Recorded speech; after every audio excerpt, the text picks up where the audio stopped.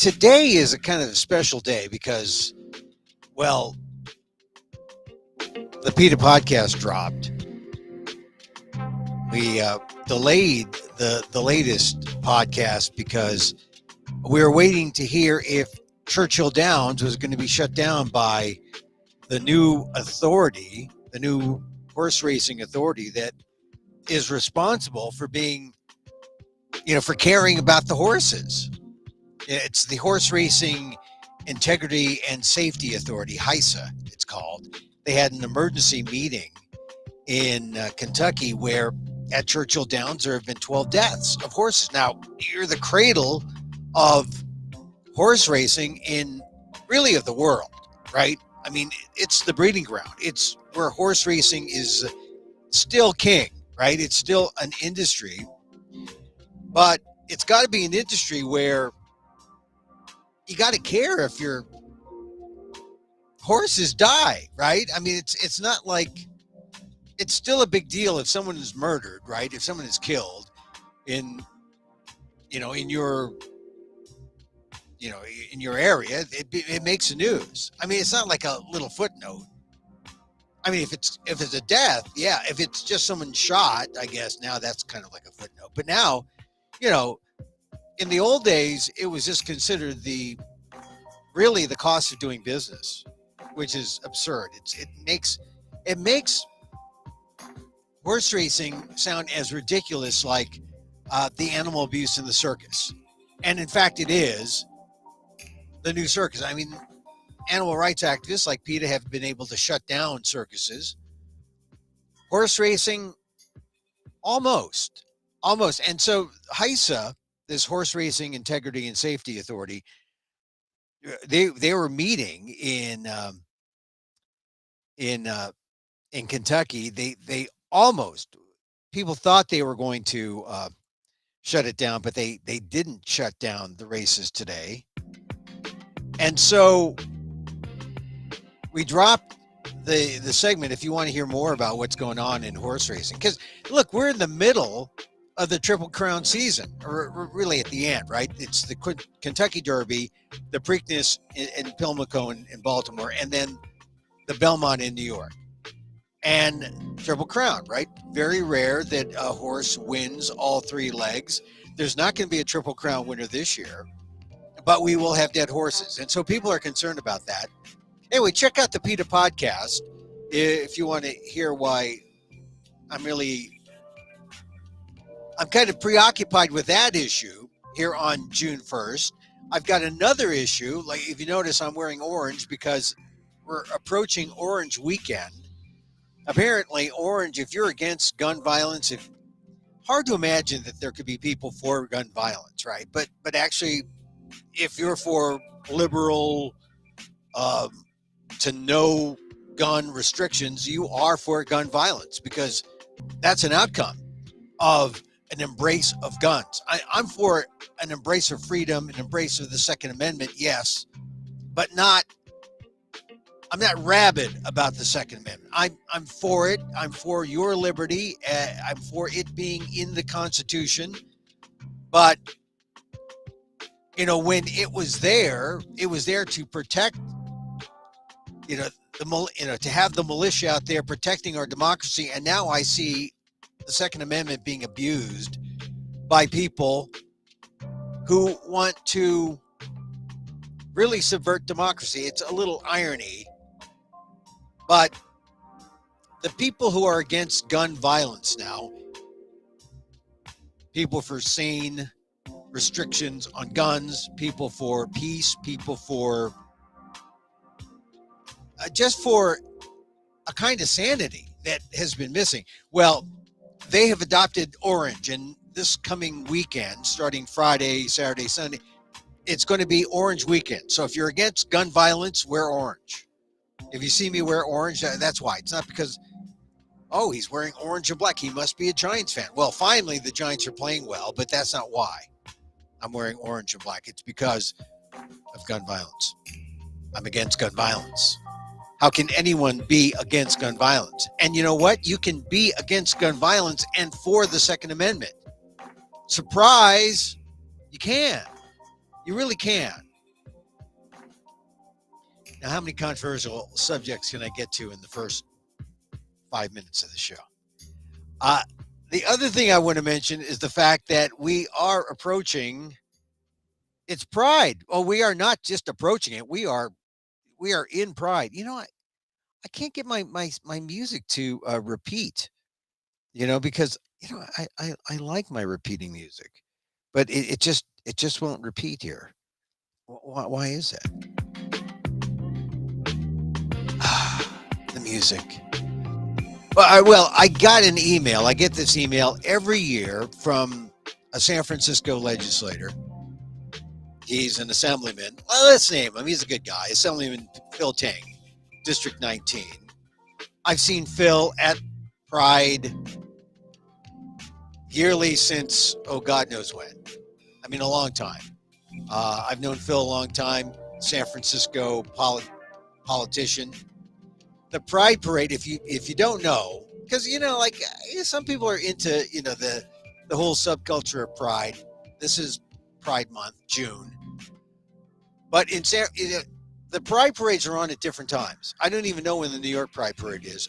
I happened to be in New York one time when the Pride Parade was on, and man, that is a big parade. And there's nothing wrong. You could be straight at a Pride Parade. I mean, the whole thing about a Pride Parade is that it's a communal event. We go there to celebrate freedom and humanity, and we go there to celebrate the diversity in our ranks. Come on. So I've always gone to Pride. In fact, when the first Pride parades began in San Francisco, I remember covering them in the Castro for the NBC affiliate San Francisco in the 80s. 81, I covered my first one. 82 and so forth and so on. Look at where we are now. 42 years later, and Pride is, I mean, those parades went down a couple blocks in the Castro, right? Just a couple blocks from where I grew up. And now they're massive. The Pride Parade in San Francisco, the Pride Parade in New York, as I said. When I went to a Pride Parade in San Francisco, huge pride. I was astonished. They're in Little Manhattan. Anyway, Phil Ting, San Francisco Politico, an assemblyman, California State Assemblyman, District 19. He always sends me this email saying, hey, LGBTQ plus community Pride will be held in San Francisco June 25th. So you're saying, oh, it's Pride. When is the San Francisco parade going to happen? June 25th, Sunday, June 25th. And in his message this year is different because it's indicative of where we are, 2023. This is from Phil Ting, Asian American, Chinese American, assemblyman, San Francisco. He says, it's unfortunate there are efforts across the country to thwart the progress we've made in the fight for equality. Oh, there, my music went away again. How dare my music do that? Oh, there it is. There. How dare? I think the band went on strike. Okay, all right, I'll pay you extra, band. Okay. So anyway, back to Phil. Phil says, marching in the parade together is one way to openly stand with members of our community and celebrate our diversity. Under this year's theme, looking back and moving forward, we can be proud of what we've accomplished to advance equality while also uniting with hope to accomplish greater inclusiveness. And so, I mean, that's really the great, it's not, I mean, it's out there. You know, it's out there. It's the new homophobia. And it's almost, it's hard to believe that we've been fighting for this kind of inclusion. And or this kind of diversity. I mean, I say inclusion because, yes, I want to include the LGBTQ plus, but I'm speaking as a cisgendered male here. You know, we're really fighting for diversity. And it's hard to believe that after 40 some plus years, we think we've crossed the finish line. I was there the year that they were celebrating same-sex marriage, right? Obergefell was there. He was, in the lead car waving. And it's hard to believe all the milestones of progress. And now, 40 plus years later, we're still struggling to make sure everyone in this society gets it, understands it. And so I think this year is a critical year when it comes to pride. It's not an ordinary pride year. It is a special pride year. And so if you're looking for a parade, hey, it's pride. Where's the parade? In San Francisco, it's going to be Sunday, June 25th. So you got a couple weeks to kind of like contemplate and figure out your outfit. You don't have to like say, oh my God, it's going to be on Sunday. I have nothing to wear. No.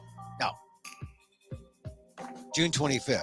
And it's going to be fun. It's going to be a fun time.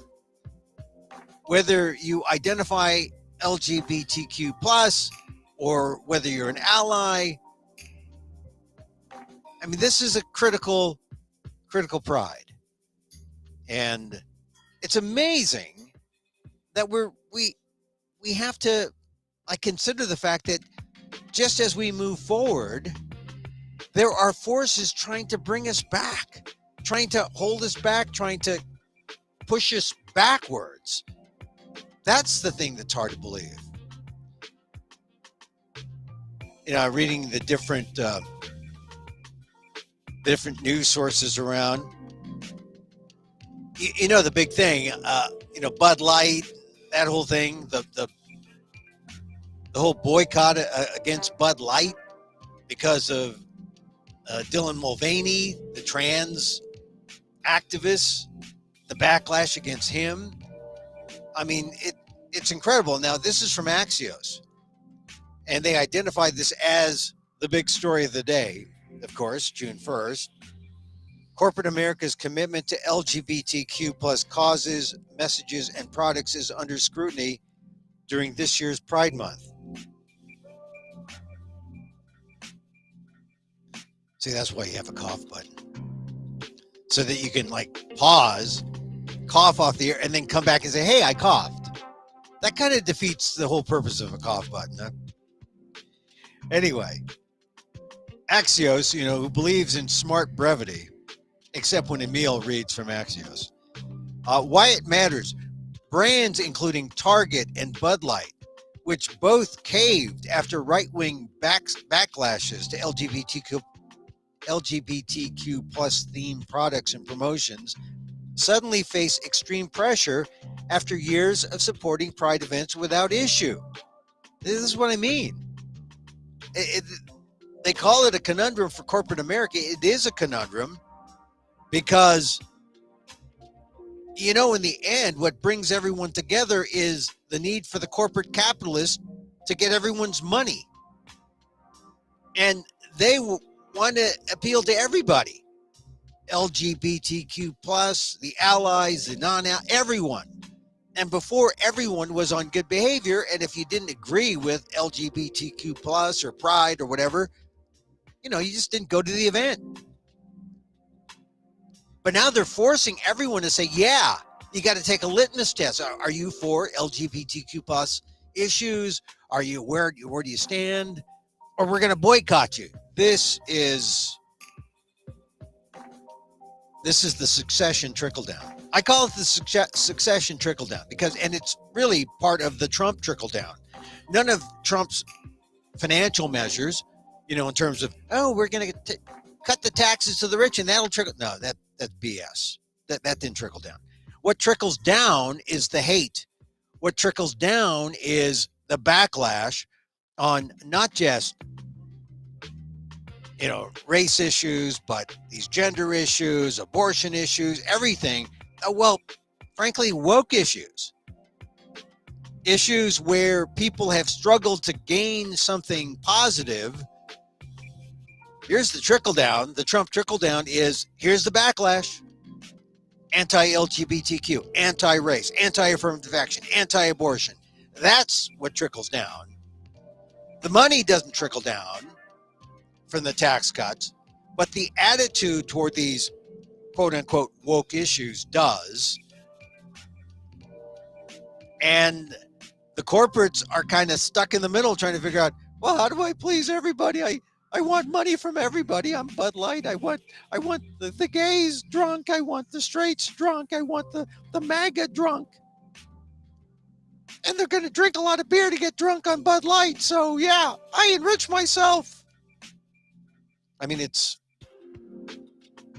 that's what happens if your spine is money. I mean, if you have a spine, you can say, hey, look, LGBTQ plus people of color, women, abortion right. Hey, we're all in this together. You know, when your spine is moral, you stand up to the naysayers. But when your spine is money, then you're wobbly. And, you know, originally, no one said anything. And, yeah, Target had their thing and Bud Light did their thing. And now, boycott. Now Target's backed off. Bud Light's backed off. And how do you appeal to everybody? Is it going to be that, we're going to have the gay beer and we're going to have the anti-gay homophobic beer? We're going to have the good Target and we're going to have the homophobic Target? So it says here, according to Axios, in the past, companies have been accused of rainbow washing, using pride imagery and promotions to signal an otherwise half-hearted commitment to LGBTQ plus issues. I've never heard that, rainbow washing. But I guess, hey, they just want to appeal to everybody. From a corporate point of view, it was basically costless. University of Michigan marketing professor Eric Gordon told Axios they spend more money on donuts. Now it's becoming more costly. Now we're going to see who is actually committed to pride causes. And as we should, because if we're going to defeat the unwoke, it's going to be because of coalitions of people like corporates and non-corporates and different people who see and understand the importance of unity.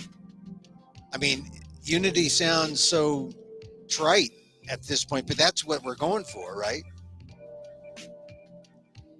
So, as Axios points out, it's damned if we do, damned if we don't. Anheuser-Busch drew right-wing hate for sponsoring transgender influencer Dylan Mulvaney, and then a backlash from LGBTQ rights proponents for the way it handled the fallout.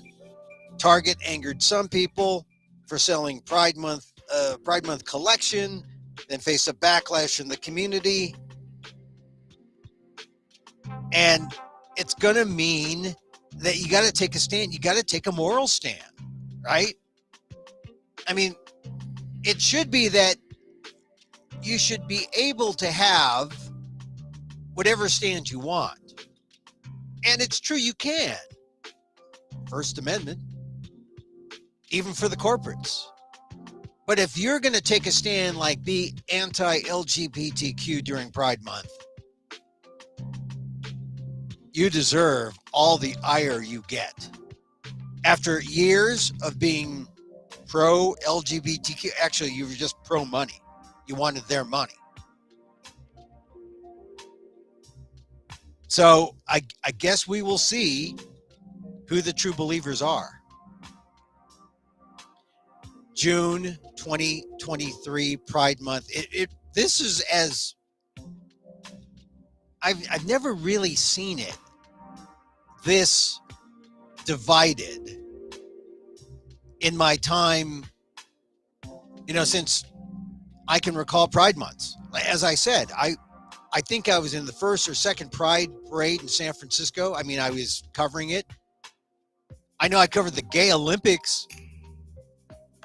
I mean, you can't be a San Francisco reporter and not have covered some of the key gay rights milestones, historical milestones. So I'm an ally in the sense that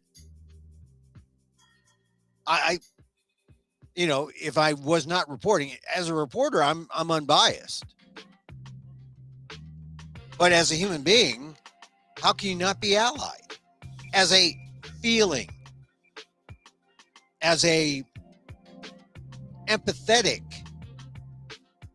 human being, how can you not be allied? So I'm telling you, this is going to be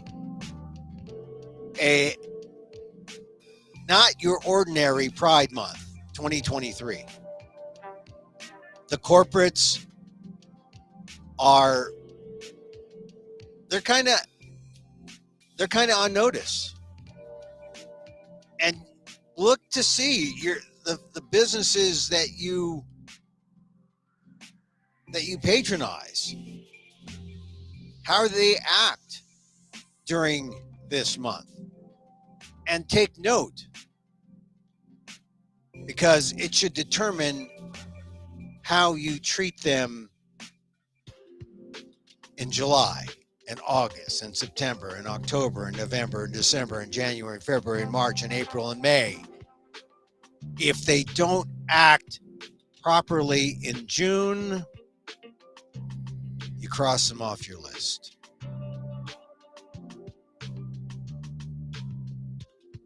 I don't think I've ever seen it quite this way, right?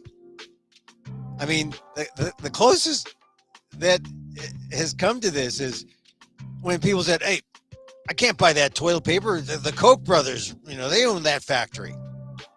It's getting to that point on an issue that no one ever cared about to this degree, but now it is. And thank Dylan Mulvaney. Thank Target for not having a spine. Because when they back down, hey, I'll sell you some goods with rainbows on. It's not just about wanting our money. It's about being consistent or finding a way that you can be the purveyor of goods to all and not make a litmus test out of everything, like Pride Month. But if people are going to be homophobic, if they're going to participate in this new homophobia, then you can bet there will be people using their dollars to strike back. That's just it. Using their dollars to strike back. So it's Pride Month. If you're in San Francisco, the parade isn't until June 25th. So let's see how all this evolves. I mean, they're different Pride weekends in different locales. I don't even know when the New York parade is. I'm going to be in New York later in the summer, so I'm not going to be there for Pride. But like I said, one year I happened to be in New York for Pride. Man, what a celebration that is. I mean, it's just, if you're in Manhattan, and now I was in Manhattan for a Chinese New Year, and it was, I was still burdened by COVID fear. So I didn't go venture out until much later during my stay in the spring. But man, I have a feeling New York Pride is going to be special. Now, I mention this because, we're coming up to an election season, and I happen to have my Wall Street Journal and my New York Times. They finally got a good distributor, and I'm getting all my papers. Jamie Dimon makes the top of the fold in the Wall Street Journal. Dimon accused of having discussed Epstein. That's kind of like a thing. Ooh, he's talking to Epstein. Oh, is that like Bill Gates? Like Bill Gates talked with Epstein? Well, we don't know. But see, this could be a smear by the right-wing paper to say, oh, Dimon, he's not the guy. Because a lot of people are talking about Dimon as being maybe an alternative for people who don't like, Biden or whoever the Republicans, could be Trump. But the interesting thing about Dimon is that, JP Morgan Chase, corporate guy, he went to China this week, right, to show that, hey, not only is he a corporate guy, but he maybe can extend his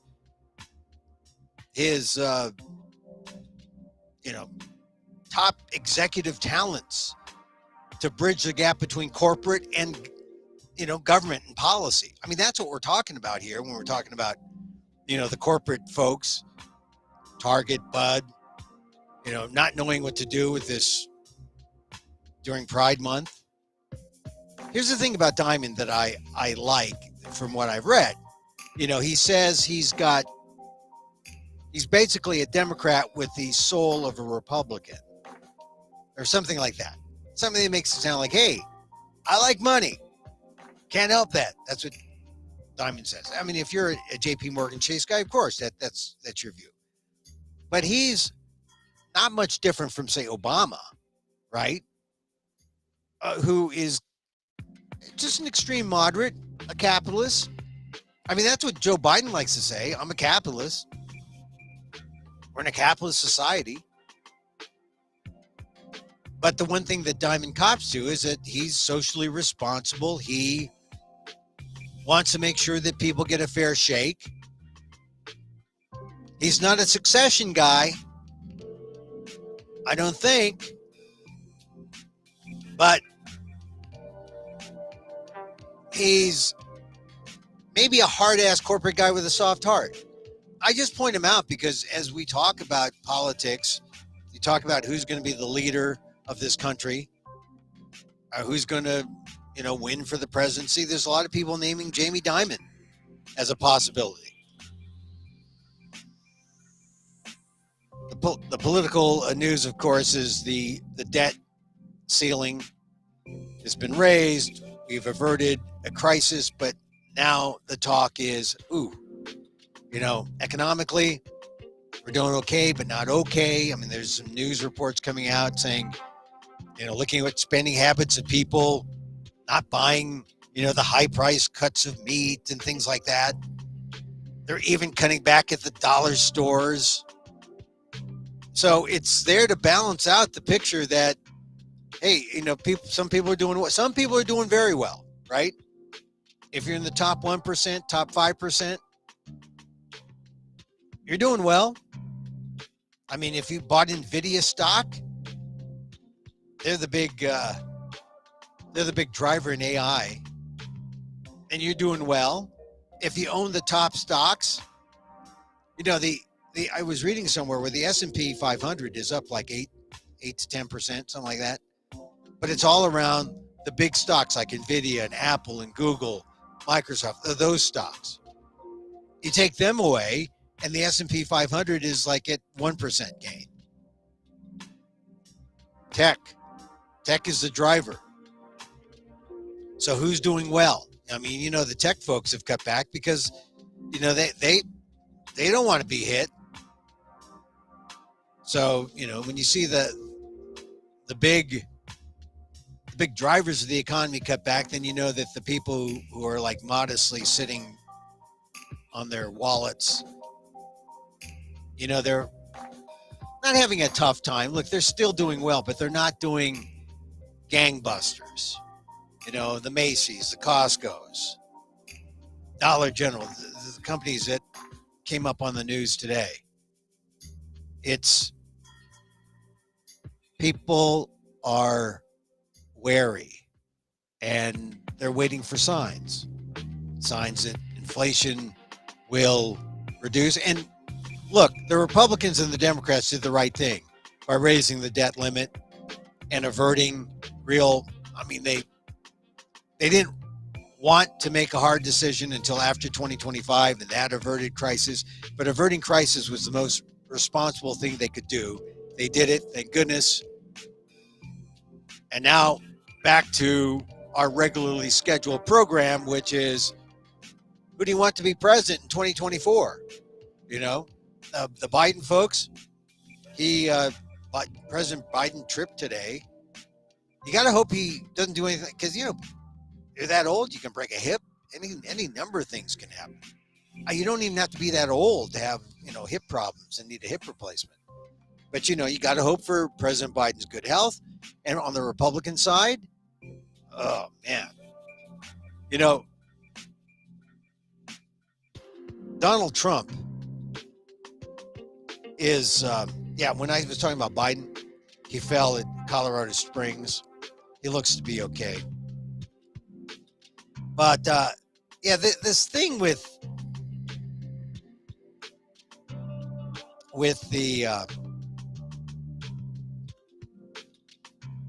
Trump and the Justice Department, apparently, according to reports, they've got a recording of Donald Trump. Doesn't look good. Things that could make the document case against Trump pretty much kind of a slam dunk, like we're going to get another indictment.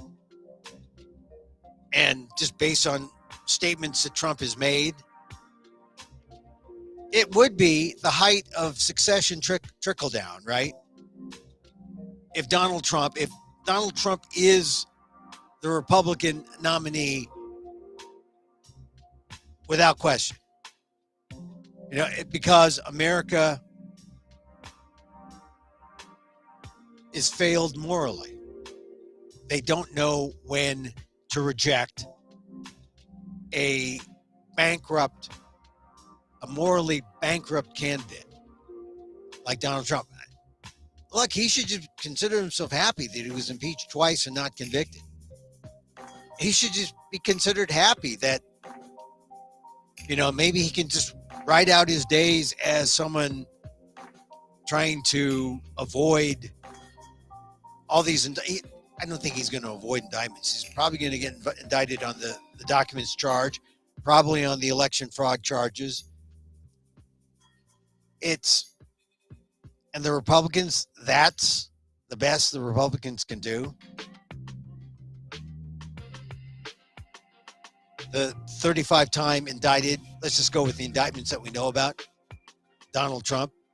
I mean, this is why people are saying maybe Jamie Dimon should run.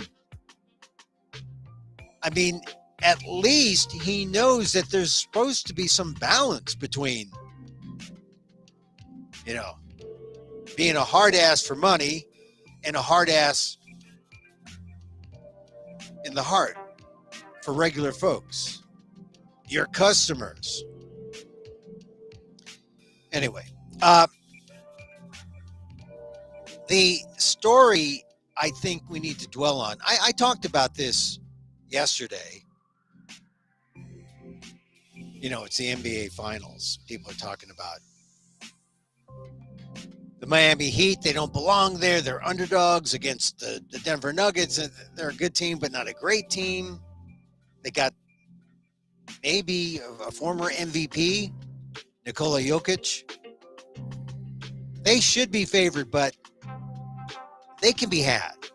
It's going to be a good finals, but maybe a good finals because Asian American, Filipino American coach Erik Spoelstra. I talked about him yesterday. He's got like 6 appearances in finals. He's won 2 championships. He's like, of the, you know, active coaches, he's right up there with Steve Kerr of the Warriors and Greg Popovich with the San Antonio Spurs. I think it's going to be good. I think if you're Asian American, because this is the micro talk show of the Asian American. Emil, Amok's Takeout, my takes on all things considerable. You know, Erik Spoelstra, he could be the difference. Of course, you got to get out there and put the ball in the buckets. And I think Jimmy Butler, I think he's going to be effective. I'm rooting for the Heat. I'm not going to predict who's going to be the winner, but I lean toward the Heat because of Spoelstra, because of his Filipino-ness. All right. Turns out there's a lot of Filipinos in the news. You know, when you talk about Gay Pride Month, this was in the New York Times today. Gina Rocero, excuse me. Just like the Filipinos who can't say Emil Guillermo. Yeah, I'm sorry. Gina Rocero. I met Gina a couple years ago, briefly, at a journalism conference. All kudos to Gina. The New York Times has a piece on her today. She rewrote the trans narrative. And here she is at 39, young. I met her, like, she must have been really young when I met her. She was like in her early 30s. But she's come out with a new book called Horse Barbie. New memoir. You know, when you're 39 and publishing a memoir, you're just writing about a section of your life. You're closest to that section, which means probably is going to have more truth than not. But according to the article, it's got blurbs from Gabrielle Union Wade, Ronan Farrow, America Ferrara, Jaya Tolentino. I mean, it's got a lot of writers backing her. And her story goes like this. In the late 1990s, beginning at 15, Ms. Rocero was a beauty queen working the transgender pageant. I gotta get my glasses. Working the transgender pageant circuit in the Philippines, where shows are broadcast on national television. Her victories earned her both money and fame. She said her signature wig style, a side bang and a flipped end, became a trend unto herself, or a trend unto itself among fellow beauty contestants. You know, I was following GAPA, the Gay Asian Pacific American Alliance, I think they're called. They do a show in San Francisco, like once a year. I went one. It was fantastic. It was a drag show. Oh, that's the other issue, right? I mean, that's the other. You're extremely woke if you're pro-drag. Well, there's nothing wrong with being pro-drag. Nothing wrong with being pro-trans. But that has suddenly become a thing among the right, to be anti-woke and anti-drag. So here's Gina Rocero, who is a, beauty queen, transgender pageants. At 17, she moved to San Francisco, where she worked at the Benefit Cosmetics makeup counter at Macy's. I can see her there. I know that Macy's counter. Almost every single counter has a trans Filipino working there, Ms. Rocero said. That's where I found my trans Filipino family. Oh, my God. I know I must have seen Gina there if she moved there in the late 90s. It's also where she met a model who, they go to the Jump. This is called the Jump in newspaper talk. You know, is it to be continued here? The model brought her along for a gig at an Armani store. The experience provided Miss Rocero's entree into the industry. Modeling eventually brought her to New York, where she booked commercial jobs in lingerie books. Lingerie shoots. Oh, sorry. There's an ink spot here. Appeared at in a John Legend music video, and became a habitué of the early 2000s bottles and models scene at clubs like Marquee, BED, and Kane. See, I don't know that scene, but that was a New York scene. That's why by the time I saw her in 2010, 2012, 2013, 2014. She was probably like, so done with it, right? I mean, she must have been middle 30s, ready to settle down. In the Philippines, Miss Rocero lived openly as a transgender woman with the support of both her relatives and chosen family, but she could not legally change her sex marker. In the United States, on the other hand, she was legally recognized as a woman on her documents, but she worked stealth in the fashion industry, passing as a transgender woman while living in constant fear that her trans identity would tank her career. She went to great lengths to work undetected in the modeling industry. On set, she sometimes feigned a neck injury to avoid exposing her Adam's apple. Surgical scars were explained away as botched bikini waxes. She carried tampons in her bag. After 8 years of modeling, the hiding had taken a toll on her emotional and physical health, she said. She was tired and anxious and had developed a bad case of eczema. Isn't that the case? Filipinos, I don't know what it is. Filipinos have a problem with eczema. Maybe it's because